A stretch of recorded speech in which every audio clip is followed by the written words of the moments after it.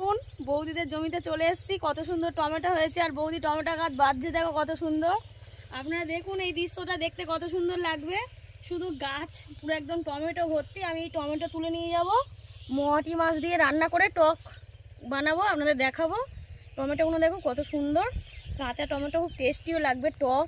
আমি এই কয়েক কটা কাঁচা টমেটো তুলে নিচ্ছি, মাছের রেসিপি করে আপনাদের দেখাবো। কত সুন্দর দেখুন টমেটোগুলো। দেখো যখন পেকে যাবে কিন্তু পুরো জমিটাই লাল হয়ে থাকবে চারদিকে। অলরেডি রং চলে এসছে, দেখুন রং চলে এসছে। আর কিছুদিন পরেই কিন্তু একদম লাল হয়ে থাকবে জমিতে, পুরো সারা জমি। নমস্কার বন্ধুরা, অন্নপূর্ণা হেসেল উইথ ভিলেজ ফুডে আপনাদের অনেক অনেক স্বাগত। কাল আমি পুকুর থেকে চুনো মাছ ধরেছি, ছোট চিংড়ি আছে, মানে সব রকম পাঁচমিশালি মাছ আছে। এটা দিয়ে টমেটো, কাঁচা টমেটো দিয়ে তেল ঝাল বানাবো। আপনারা দেখুন আমি কেমনভাবে বানাবো। কালকে জমি থেকে কাঁচা টমেটো নিয়ে এসেছিলাম তুলে। এই কাঁচা টমেটো দিয়ে চুনো মাছ তেল ঝাল করলে যা ভালো লাগে, মানে এক থালা ভাত খাওয়া হয়ে যাবে এই কাঁচা টমেটো দিয়ে রান্নাটা করলে। আমার পাতলা করে কেটে নিয়েছি, নিয়ে মাঝখান থেকে আর এক ফালি দিয়ে নেব। এইভাবে কেটে নিতে হবে তেল ঝাল বানানোর জন্য।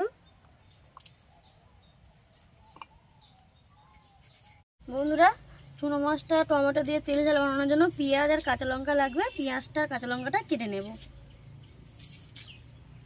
এই হালকা হালকা গরম পড়ছে, এই গরমে কিন্তু এই কাঁচা টমেটো দিয়ে এই চুনো মাছের তেল ঝাল খেতে খুব ভালো লাগে, অসাধারণ খেতেও হয়।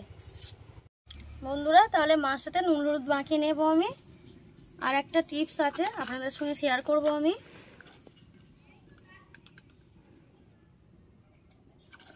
এই ছোট ছোট মাছ কিন্তু এমনি কড়াতে দিলে তেলের ওপর কিন্তু ভেঙে যাবে। তার জন্য আমি অল্প করে চালের গুঁড়ো মিশিয়ে নিচ্ছি। আপনারা বাড়িতে আটা থাকলেও দিতে পারেন। এটা কিন্তু মিশিয়ে নিলে মাছটা একদম সরা সরা উঠবে, একটুও ভাঙবে না। ভালো করে মিশিয়ে নেব। গরম হয়ে গেছে, এবারে আমি তেল দিয়ে নেব। সরষের তেল দিতে হবে। তেলটা গরম হয়ে গেলে মাছটা ভেজে নেব।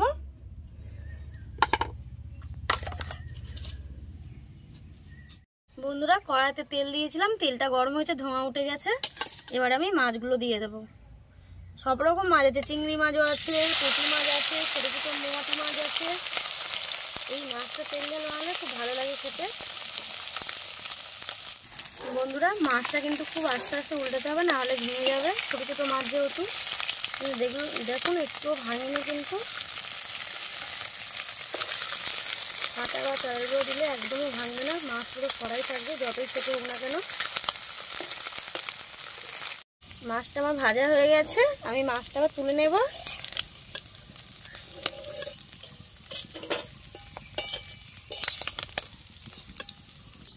মাছটা ভাজা হয়েছে, কড়াইতে একটু তেল দিয়ে নেব।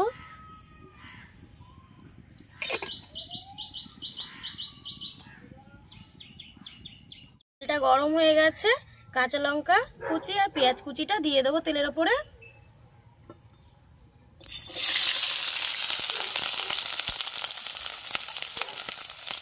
ভালোভাবে নাড়িয়ে নেব।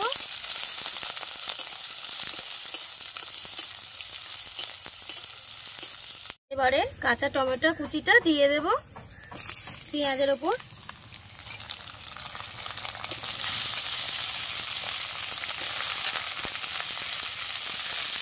দিয়ে ভালোভাবে নাড়িয়ে নেব।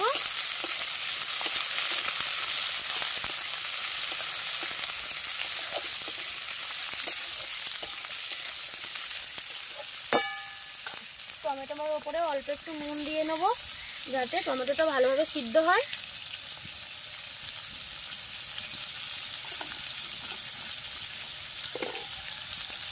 নিয়ে ভালোভাবে নাড়িয়ে দেব।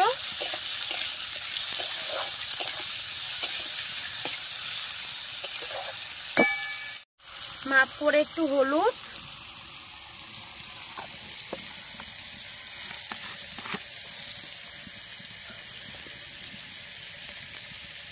অল্প লঙ্কার গুঁড়ো, অল্প জিরের গুঁড়ো একসঙ্গে মিক্সড করে অল্প একটু জল দিয়ে এটা আমি গুলিয়ে নেব।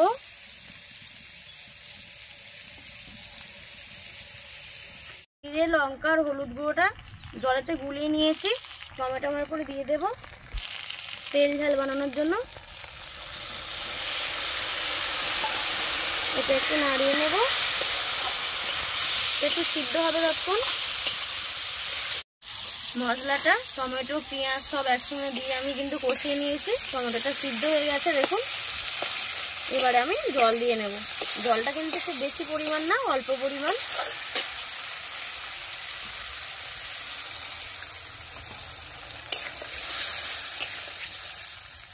ফুটে গেছে, এবার আমি মাছগুলো দিয়ে দেব।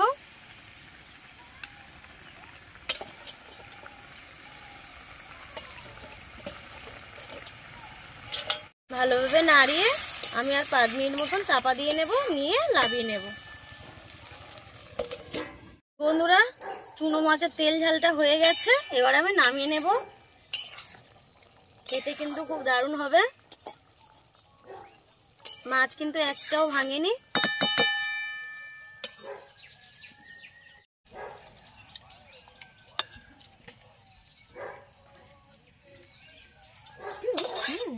বন্ধুরা, কাঁচা টমেটো আর চুনো মাছ দিয়ে তেল ঝালটা আমার বানানো হয়ে গেছে। আপনারা গ্রামের রান্না যদি আপনারা দেখতে চান তাহলে আমার চ্যানেলটি সাবস্ক্রাইব করে রাখবেন।